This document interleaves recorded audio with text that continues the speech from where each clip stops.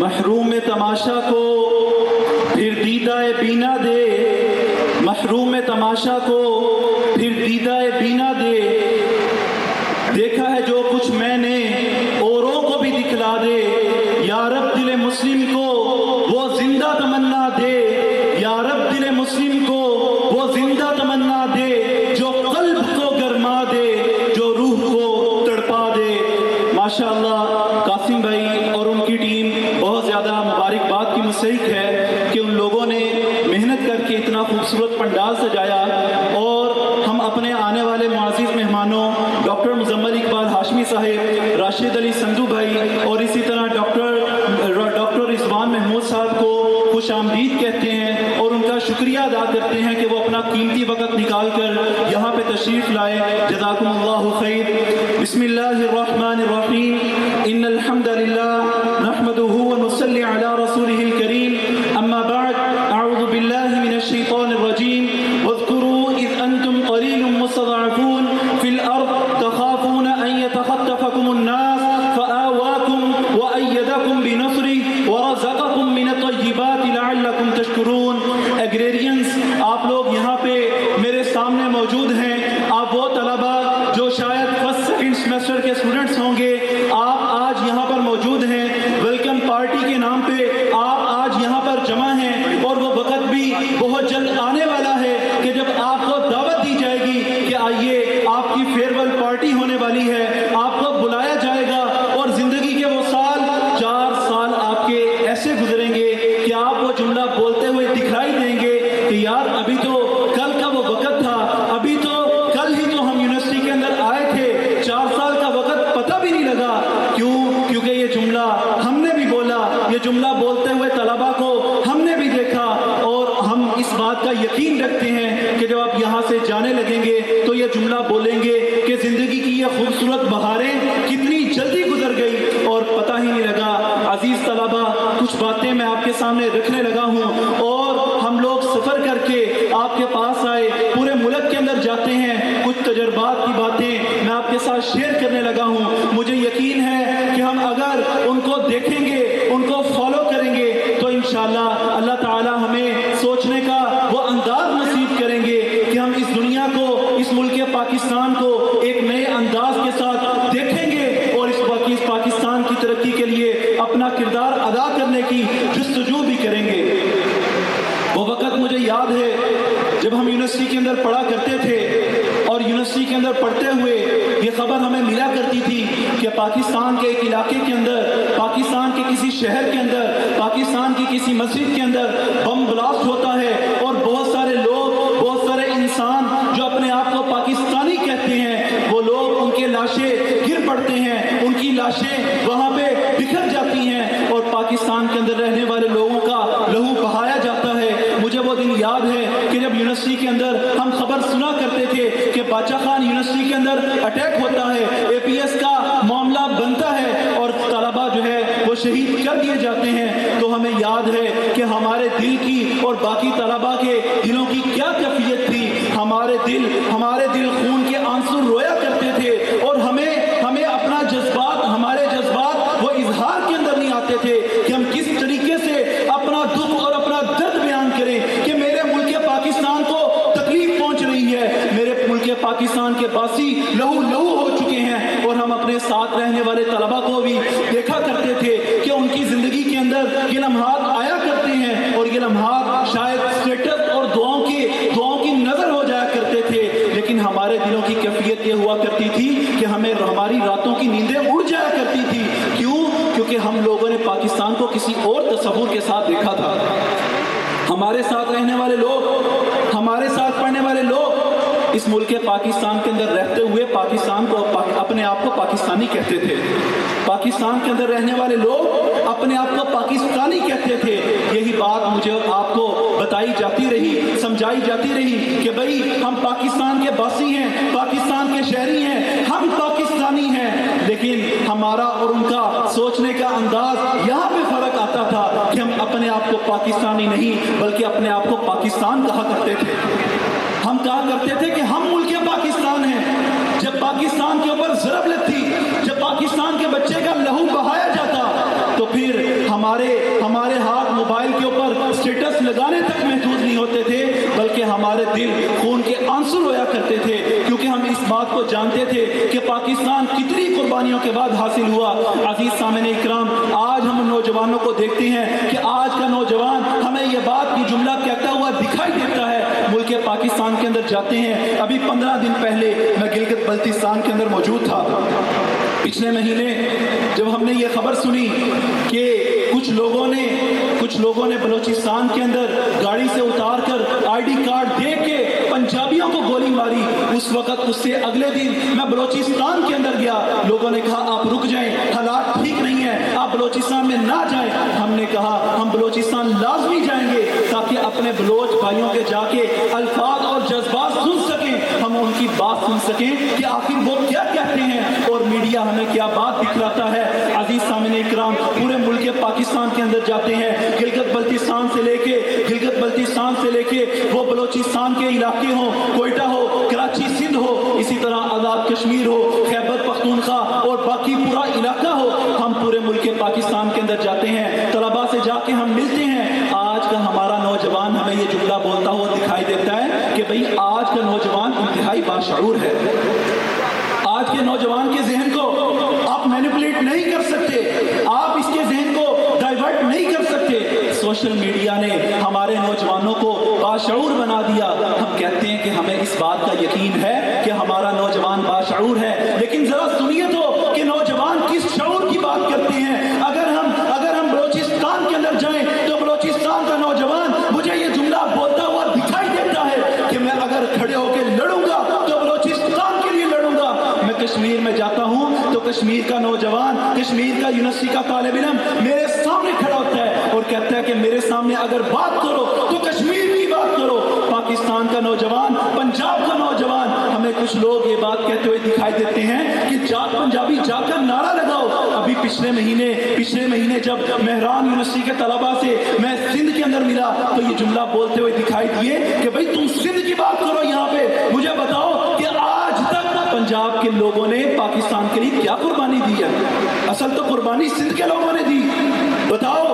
پورے پاکستان کے اندر چلے جاؤ، جو سندھ کے لوگوں نے قربانی دی، کسی اور نے کیا قربانی دی؟ ہم خیبر پختونخوا کے نوجوانوں سے جا کے ملتے ہیں، وہ بھی خیبر پختونخوا کا نعرہ لگاتے ہیں۔ ہم کہتے ہیں کہ ہمیں اس بات کو تسلیم کر لینا چاہیے کہ آج کا نوجوان باشعور ہے، لیکن آخر کیسا یہ شعور ہے کہ ہر کوئی بات کرے تو اپنے صوبے کی بات کرے، جس ملک پاکستان کو بنانے کے لیے، جس کا مطلب لا الہ الا اللہ محمد رسول اللہ تھا، جس ملک پاکستان کو بنانے کے لیے 16 لاکھ لوگوں نے قربانی دی۔ آج بتائیں کون نوجوان ہے جو پاکستان کی بات کرتے ہیں؟ مانا کہ شعور ہے، مانا کہ نوجوان کہتے ہیں، فیس بک کو سکرول ڈاؤن کرتے چلے جائیں، نوجوان کہتے ہیں کہ بھئی ہمارے پاس علم آ چکا، ہمیں علم ہے کہ ہمارے پاکستان کے کیا مسائل ہیں، آپ ہمارے سامنے ملک پاکستان کی بات نہ کریں۔ ہم کہتے ہیں یہ کیسا شعور ہے جو آپ کو پاکستان کی بات کرنے سے روکتا ہے،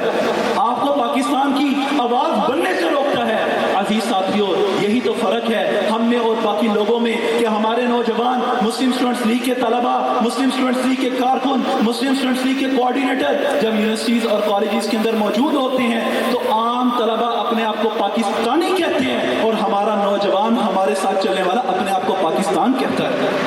تو جب پاکستان کے اوپر تکلیف پہنچتی ہے، جب پاکستان کے اوپر پریشانی آتی ہے تو ہمارا دل ٹوٹ جاتا ہے، ہمارا دل خون کے آنسو ہوتا ہے۔ کیوں؟ کیونکہ ہمیں علم ہے کہ یہ ملک پاکستان کتنی قربانیوں کے بعد حاصل کیا گیا تھا۔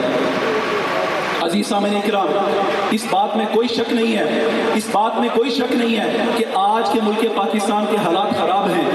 لوگوں سے جا کے ملتے ہیں، نوجوان ہمیں یہ بات کہتے ہوئے دکھائی دیتے ہیں کہ بھئی پاکستان کے حالات خراب کیے تو نون لیگ نے خراب کیے، پاکستان کے حالات خراب کیے تو پیپلز پارٹی نے خراب کیے، پاکستان کے حالات خراب کیے تو پی ٹی آئی نے کیے، اور کچھ لوگ کہتے ہیں پاکستان کے حالات اگر خراب کیے تو پاکستان کے اداروں نے کیے۔ ہم کہتے ہیں آپ کی باتیں مان لیتے ہیں کہ ایگریکلچر کا ایک ڈپارٹمنٹ کا نوجوان کہتا ہے کہ میں نعرہ لگاؤں گا تو نون لیگ کا نعرہ لگاؤں گا، ایک کہتا ہے کہ میں اگر کارکن ہوں تو پی ٹی آئی کا کارکن ہوں، ایک کہتا ہے میں پیپلز پارٹی کا جیالہ ہوں، اور ایک کہتا ہے اگر میں بات کروں گا تو پاکستان کے اداروں کی بات کروں گا۔ ہم کہتے ہیں اپنی اپنی پارٹیوں کی باتیں تو سب کرتے چلے جاتے ہیں، جس जिस मुल्क पाकिस्तान का नुकसान हो रहा, बताएं उस पाकिस्तान की आवाज़ कौन नौजवान बनेंगे? अजीज सामीन, हमारे हुक्मरानों ने जो हमारे नौजवानों को ये नारा दिया कि भाई हमारा नौजवान बाशऊर है, पीपल्स पार्टी का वर्कर कहता है कि मैं बाशऊर हूँ, बाकी कोई शऊर वाला नहीं है। पीटीआई का वर्कर कहता है मैं बाशऊर हूँ, बाकी कोई शऊर वाला नहीं है। हम कहते हैं अगर तुम बाशऊर हो तो बाकियों को क्या कहेंगे? मैं आपको बताता हूँ शऊर किसको कहते हैं, कौमें किस तरह बनती हैं, कौमें किस तरह तरक्की पाती हैं। अजीज साथियों, आज हमारे बड़ों ने, हमारे हुक्मरानों ने जिस बात के ऊपर हमें मैनिपुलेट किया और हमारे नौजवानों को ये धोखा दिया कि आप बाशऊर हैं, मैं आपको बताता हूँ कि शऊर किसको कहते हैं और कौमें किस तरह तरक्की करती हैं। फ्रांस एक तरक्की याफ्ता मुल्क है, फ्रांस एक तरक्की याफ्ता मुल्क है, पाकिस्तान एक तरक्की पजीर मुल्क है। फ्रांस के जिस वक्त पाकिस्तान के इलेक्शन हो रहे थे इस मुल्क पाकिस्तान के अंदर, लोग अपनी अपनी पार्टियों का नारा लगाने वाले थे, तो हम लोगों ने देखा कि फ्रांस के अंदर ट्विटर पे ट्रेंडिंग चलती है, ट्विटर पे ट्रेंडिंग होती है और नौजवान ट्रेंडिंग करते हैं, यूनिवर्सिटीज में पढ़ने वाले नौजवान ट्रेंडिंग ये करते हैं कि भाई हमारी जो इस वक्त की एजुकेशन मिनिस्टर खातून है इसको इस्तीफा दे देना चाहिए। मैंने कहा आज तक पाकिस्तान में हमें अपने एजुकेशन मिनिस्टर के नाम का पता नहीं, अगर नाम का पता है तो उसके काम का पता नहीं। ये कैसे फ्रांस के लोग हैं जो अपने एजुकेशन मिनिस्टर से अभी जिसने चंद दिन पहले हलफ लिया उससे इस्तीफा मांग रहे हैं? ज़्यादा रिसर्च की तो पता लगा एजुकेशन मिनिस्टर का कसूर ये था कि जैसे वो एजुकेशन मिनिस्टर बनी उसने मिनिस्टर बनते साथ ही अपने बच्चों को प्राइवेट स्कूल के अंदर दाखिल करवा दिया। नौजवानों ने ट्विटर पे ट्रेंडिंग की और ट्रेंडिंग करते हुए ये बात कही, सवाल किया कि बताएं आपने अपने बच्चों को प्राइवेट स्कूल में क्यों दाखिल करवाया? वो कहने लगी मैंने अपने बच्चों को प्राइवेट स्कूल में इसलिए दाखिल करवाया क्योंकि मुझे इस बात का इल्म है कि गवर्नमेंट स्कूल के अंदर, सरकारी स्कूल के अंदर पढ़ाई इतनी अच्छी नहीं है, प्राइवेट स्कूल के अंदर पढ़ाई बहुत अच्छी है। तो नौजवान कहने लगे अगर आपकी जिम्मेदारी ये थी कि अपने मुल्क के हालात को आप ठीक करते, आपकी जिम्मेदारी ये थी कि अपने मुल्क के हालात को ठीक करें, आपने अपने बच्चों को अगर प्राइवेट स्कूल के अंदर दाखिल करवा दिया तो बताएं हमारे तालीमी इदारों के हालात कौन ठीक करेगा? या तो इस्तीफा दे दें या फिर बच्चों को उठा के सरकारी स्कूल में दाखिल करवाएं ताकि आप अपने फ्रांस मुल्क के सरकारी स्कूलों के हालात ठीक कर सकें। जब मैंने ये ट्रेंडिंग देखी और मैंने इस ट्रेंडिंग के नतीजे में उनकी डिमांड देखी तो मैंने कहा हक है कि ये कौम तरक्की करे और हमारा हक है कि जिस शऊर की बात मैं करता हूं हम तरक्की पजीर कौम के अंदर शामिल रहें। अजीज सामीन, शऊर किसी और बात का नाम है, शऊर किसी और चीज को कहते हैं। देखें हमें पता अगर पता लग जाए कि असल में हमारे राइट्स क्या हैं, हमें किस बात के ऊपर खड़ा होना होगा तो हमारे नौजवान खड़े हों और मुल्क पाकिस्तान की तकदीर बदलने लगे। अभी चंद दिन पहले मैंने रिसर्च पढ़ी कि जो चीज मैं और आप किताबों में पढ़ते रहे कि पाकिस्तान की आबादी का 65% जो हिस्सा है वो नौजवानों के ऊपर मुश्तमिल है। ये रिसर्च बदल चुकी है, पाकिस्तान की आबादी का 79% हिस्सा नौजवानों के ऊपर मुश्तमिल हो चुका है। बताएं सिंध का एक नौजवान अगर खड़ा होकर ये बात कहे कि मुझे वज़ीर आज़म बनाओ, मुझे वज़ीर आज़म बनाओ, मैं आपका सरबराह हूं, 5 करोड़ रुपया ऑक्सफोर्ड की फीस देने वाला, 4 साल की ऑक्सफोर्ड की फीस देने वाला 5 करोड़ रुपया, बताएं एग्रीकल्चर यूनिवर्सिटी के तलबा के मसाइल को कभी समझ सकेगा? उसका मसला मेरा और आपका मसला नहीं है, वो तो किसी और जगह पे खड़े होकर बात कर रहे हैं। फिर हमारे नौजवान कहते हैं कि आज मुल्क पाकिस्तान के हालात खराब हैं। मुख्तसर से वक्त के अंदर मैं अपनी बात को मुकम्मल करना चाहता हूँ। अजीज सामीन इकराम, 1906 के अंदर जिस यूनिवर्सिटी की, एग्रीकल्चर यूनिवर्सिटी की बुनियाद रखी गई, 1906 के अंदर ये जब तालीमी इदारा शुरू हुआ और बाद में इसको यूनिवर्सिटी का दर्जा दिया गया, आज क्या हमें अपने बड़ों से ये सवाल नहीं करना चाहिए कि 100 साल से ज्यादा का वक्त हो चुका, बताएं पाकिस्तान के अंदर एग्रीकल्चर यूनिवर्सिटी ने क्या एग्रीकल्चर यूनिवर्सिटी ने क़यादत दी? हार्वर्ड यूनिवर्सिटी क्लेम करती है, बताता हूं आपको शऊर किसको कहते हैं। हार्वर्ड यूनिवर्सिटी क्लेम करती है कि हम लोगों ने दुनिया के अंदर 150 से ज्यादा लोग ऐसे जिनको नोबेल प्राइज मिला और वो हार्वर्ड यूनिवर्सिटी से पढ़ के गए। 150 से ज्यादा लोग, हार्वर्ड यूनिवर्सिटी के 150 से ज्यादा तलबा नोबेल प्राइज इनाम याफ्ता हैं। 10 से ज्यादा अमेरिका के प्रेसिडेंट हार्वर्ड यूनिवर्सिटी से पढ़े हैं। आखिर क्या वजह कि हमारे तालीमी इदारे वो नौजवान क़यादत देने के अंदर कासिर हैं? کہ وہ آگے بڑھیں اور ملک و ملت کا، ملک پاکستان کا، ملک پاکستان کے سسٹم کو بدلیں اور ملک پاکستان کے اندر وہ جدید انقلاب لے کے آ سکیں جو اپنے اسلاف کے ساتھ بھی جڑا ہو اور جدید دور کے تقاضوں کو بھی پورا کرتا ہو۔ تو مسلم اسٹوڈنٹس لیگ کے پلیٹ فارم سے میں آپ کو دعوت دیتا ہوں، عزیز سامعین اکرام، الحمدللہ ہمارے ساتھ وہ نوجوان شامل ہیں، ہماری تیاری ایسے نوجوان ہیں کہ وہ اگر دین کے ساتھ جڑے ہوں تو دین ان کی پہچان ہو، اور خدمت جو ہے، خدمت انسانیت ان کا ایسا شعار ہو کہ وہ لوگوں کی خدمت کو اپنا سب سے بڑا جذبہ سمجھتے ہوں، وہ آگے بڑھے تو آگے بڑھ کے یہ مسلم اسٹوڈنٹس لیگ، یہ جو مسلم اسٹوڈنٹس ہے قائد اعظم محمد علی جناح کی، وہی مسلم اسٹوڈنٹس ہے جس نے آگے بڑھ کے پاکستان کو بنایا تھا۔ مسلم اسٹوڈنٹس لیگ کوئی تنظیم کا نام نہیں ہے، مسلم اسٹوڈنٹس لیگ جھگڑوں کے اوپر یقین کرنے والی کوئی طلبہ تنظیم نہیں ہے، مسلم اسٹوڈنٹس لیگ ایک طلبہ کی تحریک ہے، اور یہ اس وقت تک چلتی رہے گی جب پاکستان کو پرامن ملک بنا دیا جائے، یہ اس وقت تک کام کرتی رہے گی، ایسے نوجوان کو ساتھ لے کے کھڑی ہوتی رہے گی کہ ایسے نوجوان کہ جن کی زندگی کا مقصد ملک پاکستان کے پاسپورٹ کو ایسا پاسپورٹ بنانا کہ میرے پاس وہ گرین پاسپورٹ ہو تو میں فخر سے پوری دنیا کے اندر اپنا سر اٹھا سکوں۔ تو آئیے